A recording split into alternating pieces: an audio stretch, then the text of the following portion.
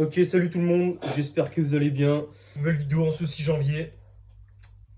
Donc voilà, j'ai sorti une vidéo la semaine dernière pour vous parler un peu des inscriptions aux écoles et un peu de motivation pour le mois de janvier parce que c'est la reprise. Voilà, je sais qu'il y en a pas mal d'entre vous, moi y compris d'ailleurs, qui avaient eu du mal à se remettre dans le tâche-mage, dans les révisions. J'espère que vous y arrivez là. Faut s'y remettre, ça va arriver assez vite. Ceux qui n'ont pas passé le TOEIC, essayez de boucler ça au moins pour le mois de janvier pour vous laisser le mois de février tranquille. Mais voilà, là on essaie de reprendre. Perso, je suis assez content parce que là, j'ai enfin pu reprendre mon rythme. Ce que je fais maintenant, c'est que carrément, en fait, je vais plus me laisser de place au hasard, c'est-à-dire je vais arrêter de réviser chez moi parce que le problème, c'est que quand je révise chez moi, j'ai trop de distractions. J'ai beau être discipliné, concentré, etc. J'ai toujours des moments d'inattention et ça commence vraiment à me saouler. Donc là, maintenant, je vais vraiment faire en sorte de me forcer à aller à la bibliothèque et réviser voilà, loin de chez moi, avec les bons supports, etc. Donc je vais plus.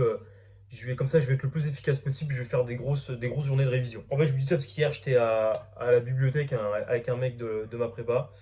Et on a révisé toute l'après-midi, donc c'était vachement cool. Donc aussi, si vous arrivez à trouver quelqu'un avec qui réviser, je trouve que c'est encore plus facile. Euh, Juste pour le simple fait d'échanger, si vous avez des conseils, etc. avec l'autre personne, mais même vous êtes dans un cadre, etc. Vous bossez sur le même truc, je trouve que c'est beaucoup plus sympa. Sinon moi, comme je vous ai dit, bah, j'ai repris le bon rythme. J'ai remarqué que vous étiez de plus en plus sur la chaîne, ça fait plaisir. Bon, on n'est pas beaucoup, hein, on est une quarantaine, mais je vois les petits commentaires, franchement ça me fait vachement plaisir. Moi, comme je l'avais dit dans mes premières vidéos, franchement si je peux aider 2-3 personnes qui sont dans la même situation que moi, ça me fait kiffer. Très honnêtement, donc je vous remercie encore une fois pour votre soutien. Ça me fait vraiment plaisir. Les petits commentaires, tout ça, donc c'est cool. Là, dans cette vidéo, qui sera un peu courte, je vais essayer de faire un point là sur les révisions et vous montrer un petit peu, vous expliquer un peu moi mon programme, le programme que je compte avoir pour ces 2 prochains mois, même si j'en ai parlé dans ma vidéo de stratégie pour le second passage. Là, je vais vous décrire un peu ce que je fais pour être efficace dans mes révisions. Alors déjà, je le répète, moi, les matières que je taffe, ça va être, en 95% du temps, ça va être raisonnement, argumentation, calcul, logique, conditions minimales. Les compréhensions texte et l'expression, pour moi, je travaille le moins possible. Alors l'expression, bon, j'essaie quand même d'apprendre régulièrement les règles grammaticales, orthographiques, etc. Parce qu'il y a quand même des trucs qui tombent assez souvent. Je fais référence aux trucs genre différence entre quelque et quelque, les adjectifs de couleur, les locutions latines, enfin tous les trucs qu'on peut savoir par cœur. Dans le sens où moi, quand je fais un test d'expression, vous voyez, quand je fais un tâche match blanc, le sous-test d'expression, il faut que je réponde à toutes les questions, euh, où voilà, on fait appel à une règle grammaticale que donc je dois apprendre. Donc là où je suis quasiment sûr d'avoir la bonne réponse. Et toutes les questions un peu bizarres, ou les cohérences textuelles par exemple. Bon, après, il y a certaines questions de cohérence textuelle qui sont assez simples, mais il y en a certaines où vous voyez vraiment que ça se joue à un petit détail entre les 5 réponses. Là, j'y réponds pas parce que c'est de la perte de temps. Moi, je pense que l'expression, voilà, faut viser. Encore une fois, ça dépend de vous, mais il faut viser voilà, au moins plus de 30 points. Et je pense que c'est possible si on répond à toutes les questions, on va dire simples. Voilà, le reste, je trouve que c'est vraiment trop subjectif pour risquer de répondre et d'avoir un -1. Donc moi, personnellement, je préfère pas y répondre et juste me servir des règles grammaticales que j'ai appris par cœur et tous les trucs qu'on peut apprendre par cœur dans le sous-test. Après, vous pouvez toujours faire des dictées régulièrement, ça fait pas de mal pour rester familier avec l'orthographe, etc. Mais bon, je sais pas si. En tout cas, moi, je trouve que ça apporte pas vraiment de plus-value. Compréhension de texte, c'est pareil, franchement. Moi, je suis super fort en compréhension de texte, mais là, vu que je me suis mangé la baffe au Taj Mahal, c'est même plus la peine de réviser. Donc, moi, les seules compréhensions de texte que je fais, c'est quand je fais les tâches match blanc et je trouve que ça suffit. Voilà, ça sert à rien de faire plus. Voilà, éviter de tomber dans les pièges grossiers. Voilà, bon. Je pense que la compréhension de texte, si vous n'avez pas les méthodes pour répondre aux questions, vous pouvez toujours les avoir, mais dans le sens où les textes, il y a des chances qu'au vrai tâche match, ce soit des textes hyper difficiles et vous avez beau connaître par cœur tous les pièges possibles pour les réponses, si vous ne comprenez pas le texte de manière générale, vous n'arriverez jamais à taper 40 aux compréhensions texte. Honnêtement, moi je vous conseille de ne pas vous fatiguer avec ce sous-test. Pratiquez-le uniquement quand on fait des tâches match blanc, c'est-à-dire une fois par semaine, mais ça je vais y revenir après. Mais sinon, pas la peine de se bourrer le crâne avec. Comme l'expression, hein, c'est beaucoup trop sujet au hasard. Si vous êtes tombé sur un texte difficile, vous n'avez pas de moyen de vous échapper.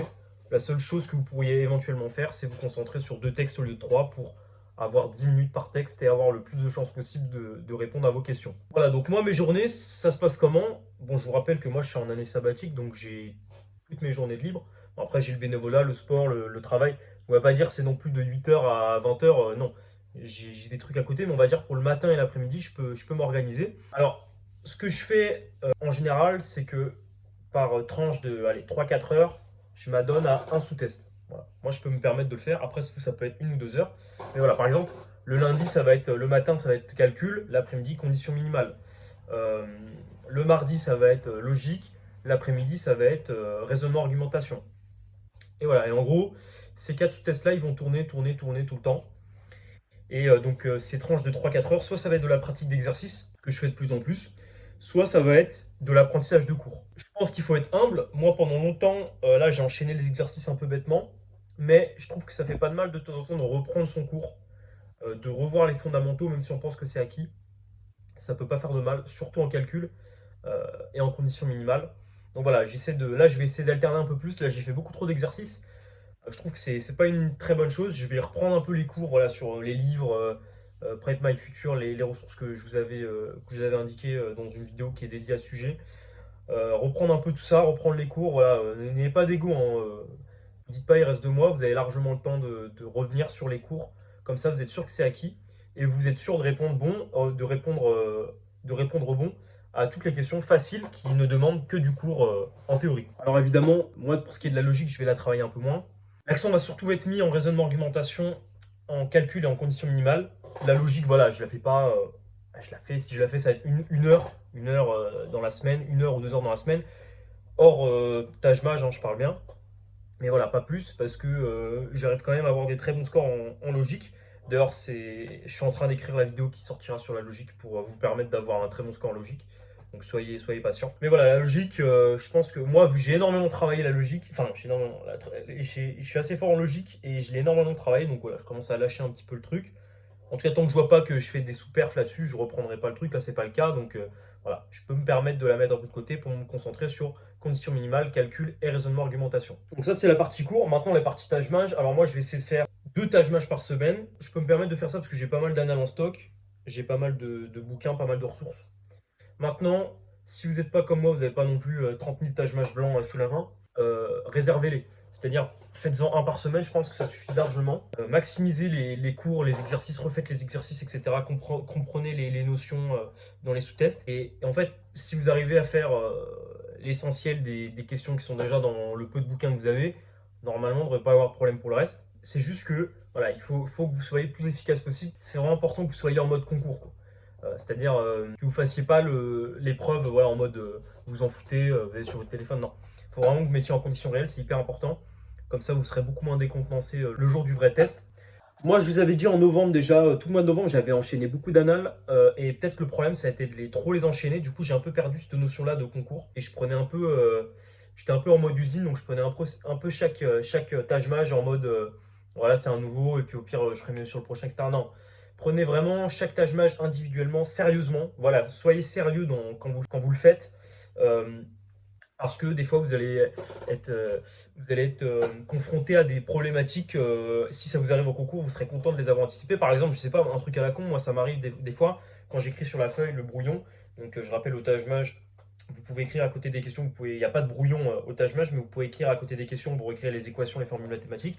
Bah, des fois, j'écris n'importe quoi et j'ai plus de place pour écrire l'exercice du bas. Enfin, vous voyez, c'est des trucs à la con.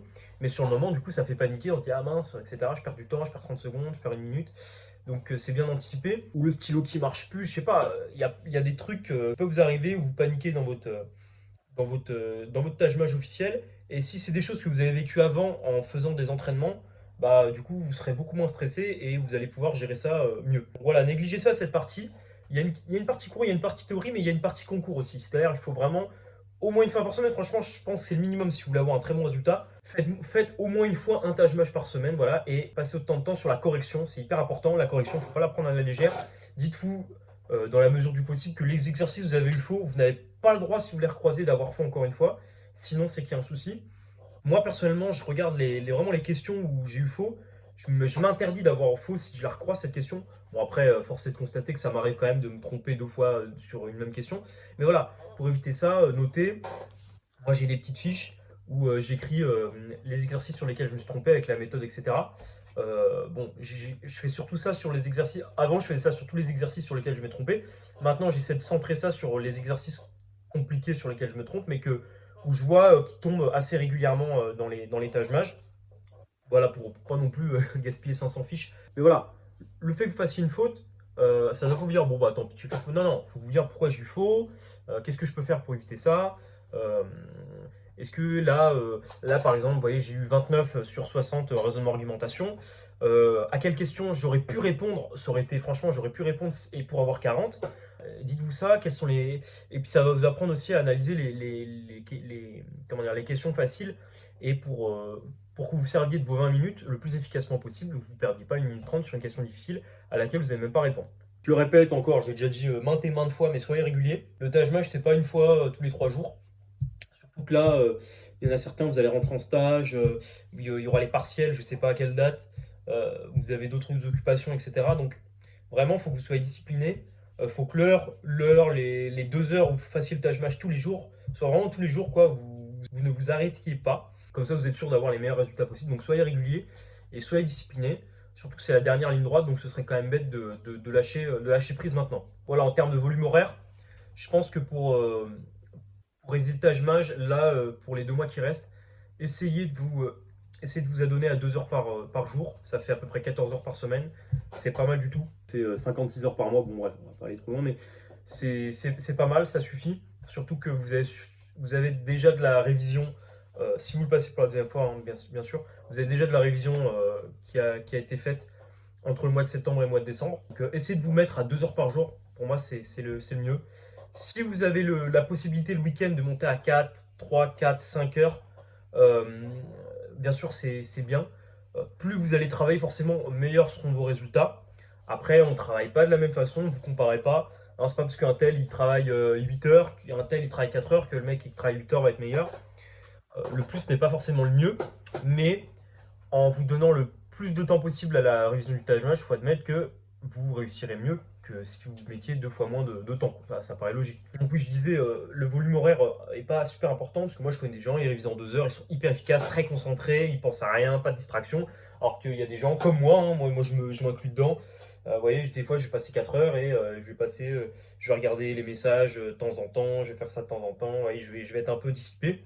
Et c'est pas forcément bon. C'est pour ça que d'ailleurs j'ai pris la décision vraiment d'aller en bibliothèque comme ça. C'est quelque chose que j'aurais dû faire avant, mais avant je galérais pas autant.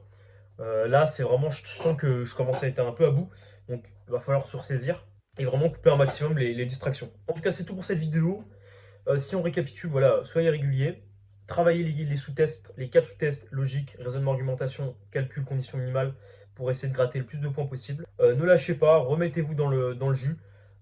Il reste pas beaucoup de temps, ça va passer très vite là. La semaine elle est passée hyper vite, je l'ai pas vu passer. Donc honnêtement, il faut vous y remettre. Dites-vous bien que vos concurrents, ils sont en train, au moment où moi je perds du temps à faire cette vidéo, il y en a qui sont en train de réviser. Donc n'oubliez pas que vous êtes dans un concours et que vous devez faire mieux que vos concurrents. Donc reconcentrez-vous. Vous étiez sur une bonne lancée de septembre à décembre. Donc si vous avez un peu lâché, remettez-y vous doucement et on est reparti. Et débarrassez-vous du TOEIC si c'est pas déjà fait. En tout cas, je vous remercie d'avoir visionné cette vidéo. Pour ma part, je vais continuer les révisions. Je vous dis à la semaine prochaine. J'espère pouvoir sortir mes vidéos sur la logique la semaine prochaine, on verra. Là, j'essaie de l'écrire petit à petit. Donc, bonne révision à tous. Salut!